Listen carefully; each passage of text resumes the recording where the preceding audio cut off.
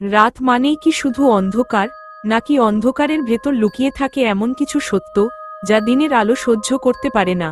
এই গল্প কোনো কল্পনার জন্ম নয়, এটা এমন কিছু ঘটনার সাক্ষ্য যেগুলো আমরা দেখতে চাই না, কিন্তু দেখতেই হয়।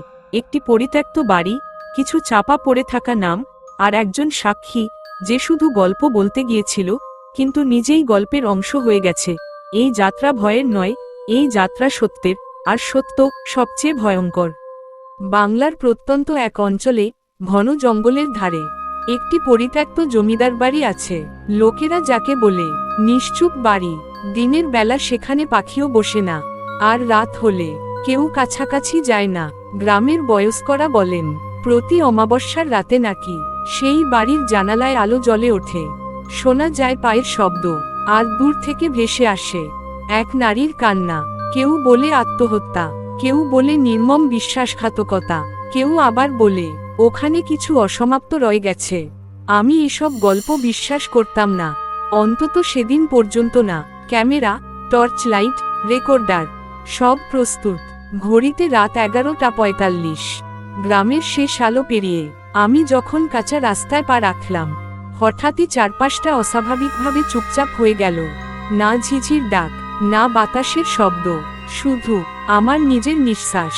সেই বাড়িটা দূর থেকেই দেখা যাচ্ছিল। ভাঙা দেয়াল, কালো হয়ে যাওয়া দরজা, আর জানালাগুলো যেন কেউ ভেতর থেকে তাকিয়ে আছে। ক্যামেরা অন করলাম, হঠাৎ রেকর্ডারে একটা শব্দ ধরা পড়ল। ফিসফিস করে বলা একটাই কথা, ফিরে যাও। আমি থমকে গেলাম, কিন্তু পা আর পেছাতে চাইল না।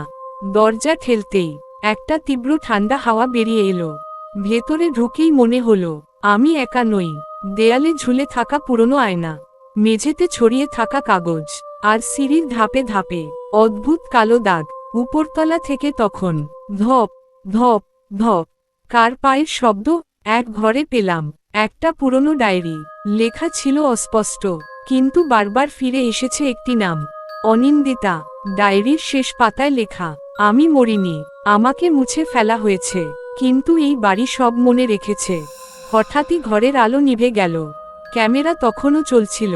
পেছনে ঘুরতেই দেখলাম সাদা শাড়ি পরা এক অবয়ব, মাটিতে পা ছোঁয় না, চোখ দুটো শূন্য। সে কিছু বলল না, শুধু আমার দিকে তাকিয়ে থাকলো। মাথার ভেতর তখন একটা কণ্ঠস্বর, তুমি জানতে চেয়েছিলে সত্য, এই নাও। চারপাশ বদলে গেল। আমি দেখতে পেলাম অতীত, একটি মেয়ে, প্রতারণা, অন্যায়, আর এক ভয়াবহ নীরবতা। আমি জানি না আমি কিভাবে সেখান থেকে বেরিয়ে এসেছিলাম। ভোরের আলোয় বাড়িটা আবার নিস্তব্ধ, কিন্তু আমার ক্যামেরায় একটা জিনিস ধরা পড়েছে। এক ফ্রেমে আমার পেছনে একজন দাঁড়িয়ে আছে। আমি একা ছিলাম না। পরদিন রাত আমি একা বসে ক্যামেরার ফুটেজ দেখতে শুরু করলাম। প্রথম কয়েক মিনিট সব স্বাভাবিক, হাঁটা, দরজা, আমার নিজের কথা। কিন্তু টাইম স্ট্যাম্প রাত 1:17 পৌঁছাতেই একটা অদ্ভুত ব্যাপার ঘটল। স্ক্রিনে আমি দাঁড়িয়ে আছি, কিন্তু আমার চোখ ক্যামেরার দিকে নয়। আমি তাকিয়ে আছি আমার পেছনের অন্ধকারের দিকে। ফ্রেমটা স্লো করে দেখলাম, ঠিক তখনই পর্দার ডান কোণে একটা ছায়া নড়ল, মানুষের মতো, কিন্তু পুরো নয়। তার মুখ ছিল না স্পষ্ট, কিন্তু তার চোখ, সেগুলো ক্যামেরার দিকে তাকিয়ে। আমি তখন বুঝলাম সে আমাকে নয়, সে আমাদের দেখছিল। ভিডিওর সাথে থাকা অডিওটা হেডফোনে শুনতে শুরু করলাম।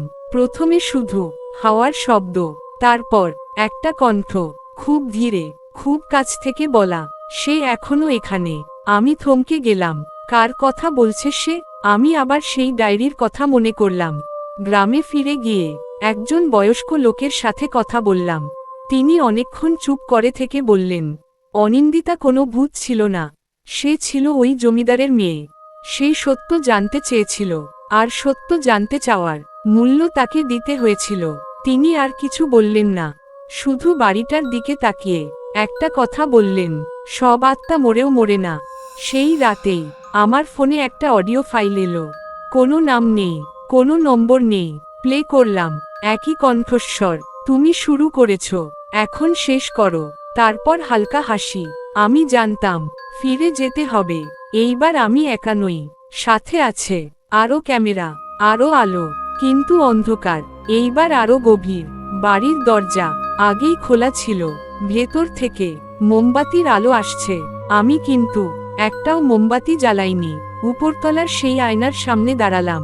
আয়নায় আমি আছি, কিন্তু আমার পেছনে আরেকজন, সে অনিন্দিতা।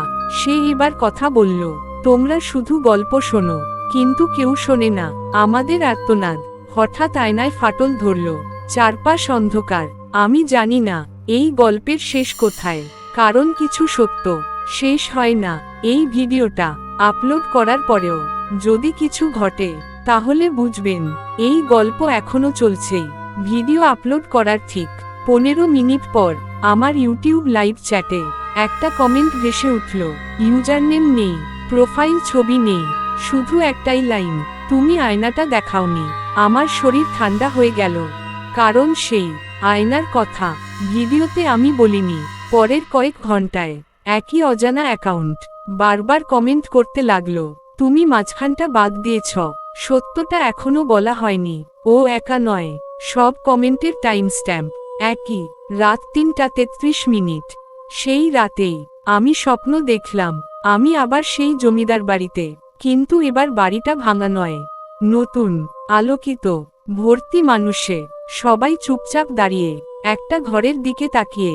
আমি দরজা খুললাম, ভেতরে কেউ নেই, শুধু দেয়ালে বড় করে লেখা, সাক্ষী দরকার।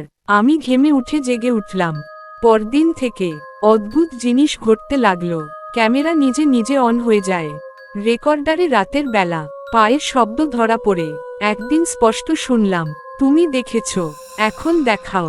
ঘরে তখন আমি একাই ছিলাম। আমি আবার গেলাম সেই বাড়িতে, দিনের আলোতে। পেছনের দেয়ালে একটা ছোট দরজা পেলাম, আগে কখনো দেখিনি। ভেতরে ঢুকতেই একটা ছোট ঘর, দেয়াল জুড়ে নখের আঁচড়, আর মেঝের ওপর একটা বাক্স। বাক্সের ভেতরে পুরনো কিছু ছবি, সব ছবিতে একই মেয়ে, অনিন্দিতা। কিন্তু শেষ ছবিতে সে একা নয়, তার পাশে আরও 3 জন, সবাই ক্যামেরার দিকে তাকিয়ে।